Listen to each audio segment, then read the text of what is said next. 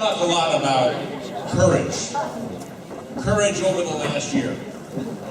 I don't need to tell you what's going on with the year-long temper tantrum of the Unionistas in the Democratic Party, the pressure they put on the legislators, the abuse, and yet, like Governor Walker, members of the Wisconsin State Legislature have stood remarkably strong. I hope you remember that, because once again, unless you've been in the Capitol, I think you have a hard time understanding what members of the Assembly and the Senate have put up with.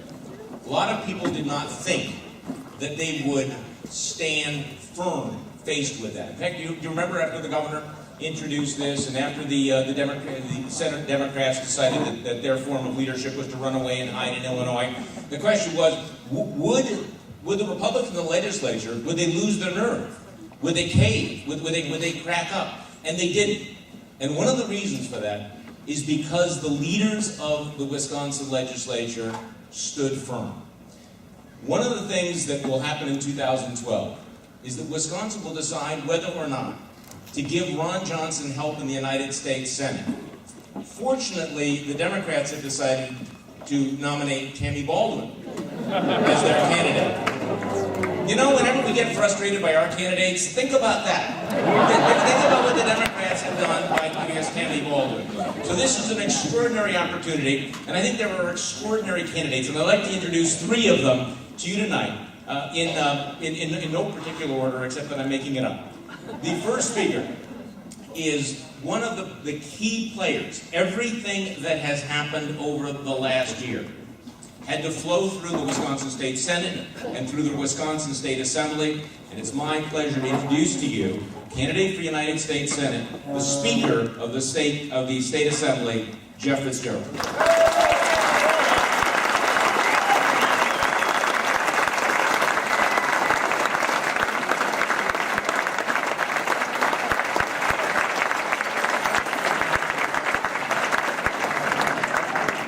Well, thank you, everybody, and there's quite a few speakers to follow there. Wow, it's quite a lineup. I'm just honored to be up here on the same podium.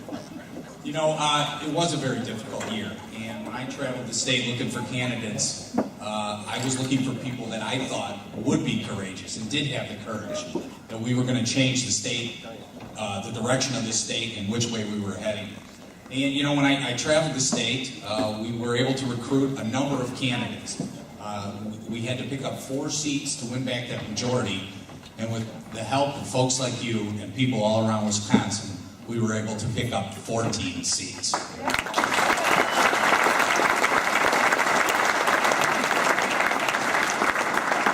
You know, out of that class, 27 new freshmen were put into our caucus, and as a lot of people said, it's almost like herding cats at times when you get 27 new freshmen. But guess what? Those were the kind of people that invigorated our caucus, breathed new life into us, and we knew we were going to do the right thing. And I said when I was sworn in as Speaker of the State Assembly, I said, this will be the most difficult session you have ever served in the legislature. I didn't know how right it was going to be at the time, but boy did it turn out to be that way. And we ran on 2 simple things. We did want to get people back to work, and we, for once and all, we're going to take care of that fiscal mess that had been haunting us for years. And I just want to run through what we were able to accomplish. Because I like to run through the list, because I believe that we have delivered on the most conservative agenda that we've ever seen in the history of Wisconsin. We balanced a $3.6 billion deficit without raising taxes.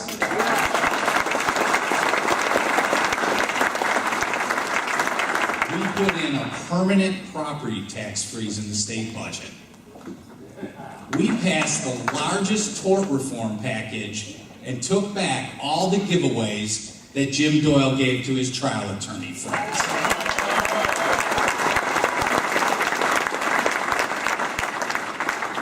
We said, let's have fair elections here in the state of Wisconsin. We passed photo identification.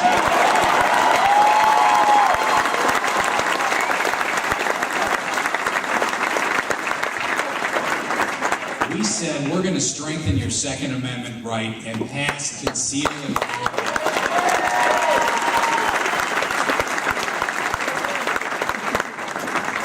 We passed the Castle Doctrine, so you can be safe in your own home.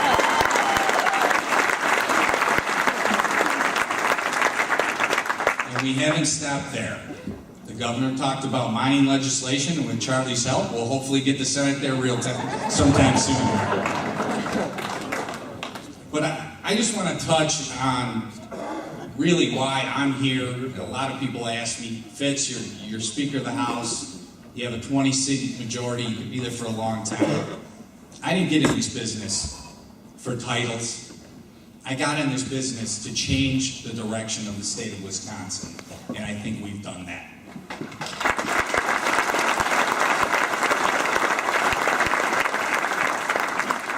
But I also want to thank you folks, because I'll tell you right now, we would not be where we are today, Governor Walker, myself, my brother, without the help of you folks. And I tell this story, and some of you probably heard it already if you heard me speak, but it gives you the sense of what we went through, and what myself and all the my colleagues that are here today, what we really went through, and how you helped us to get to that point. It was the Friday we were supposed to take up the budget repair bill. And I was sitting at my desk, and I got a call, and they said, it's your brother on the phone. And I picked up the phone and said, yeah, what's going on? And he said, I think the Democrats just left the state. I said, what? He said, I think the Democrats just fled the state, so we can't go to the floor. I said, that's crazy. That can't be true. Call me back. Call me back? Yeah, they're gone. They're gone. I said, you know what? We'll take up the bill first. And I gathered all our members in, and I said, we're going to have to do this first. So we caucused up on the 4th floor of the Capitol. And in the meantime, about 20,000 of our favorite fans, protesters, you know, the real quiet folks, the real nice folks, they had gathered. And I'll tell you, we had to get security to line the hallway so that we could get the members up to that caucus. And I'll tell you, the things that were said, the vulgarity, trying to be spit on, shoving our staff over, I thought to myself, is this Wisconsin? This isn't Wisconsin. And we got up to that room, and I'll tell you, I said, we have to go out onto the floor and we have to pass this legislation. And we went down and we said we were going to do this. And about an hour into the debate, Capitol Security came to me and they said, Mr. Speaker, we are losing control of the state capitol. We can no longer contain it. We can't protect you, the safety of you, or any of the members. And I thought to myself, well, this could be real trouble. So I said, you know what, we're going to have to recess the session. Now keep in mind, we were all under death threats. They wanted to kill me. They wanted to kill my children. This was some serious stuff. And I sat there and I said, we have to go home for the weekend. And we went home for that weekend, and this is where you folks come in. Because I remember sitting and thinking to myself, if there's any semblance of what's going on in this Capitol right now, and it's going on in everybody's districts back home, that maybe we pushed too hard, we went too far, we're in real trouble getting these votes. I will never get the votes. And we went home for that weekend. I remember myself. You know, I'm in Dodge County. That's where my district is. A lot of state employees, a lot of correctional officers. And my son had a basketball game. And I remember people quietly coming up to me and saying, Jeff, hey, stay the course. This is what we elected you to do. We are sick of the status quo. Yeah. Yep. And we got back to that caucus, and I'll tell you, member after member got up and told a story. Keith Ripp, a guy from DeForest, one of our members, said he walked into his local diner and got a standing ovation.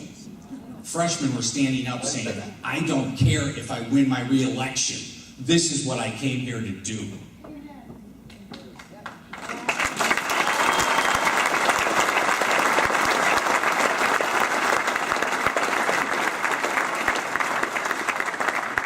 Tell you, we went back out on that floor and debated for 63 straight hours and passed a bill that fundamentally will change the course of Wisconsin for generations.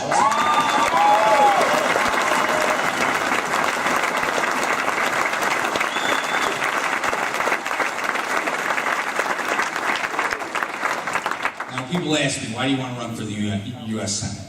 I'll tell you, Speaker's a great gig. But you know what? The same problems we face in Wisconsin are the same problems we face on a national level.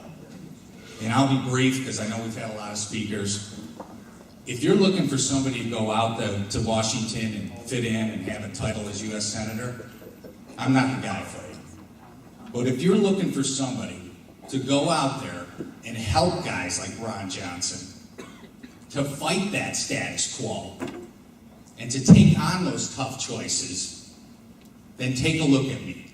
Because I've been on the front lines fighting for you for the last year, and I need your support to go out to Washington, D.C. and do the same. So God bless you.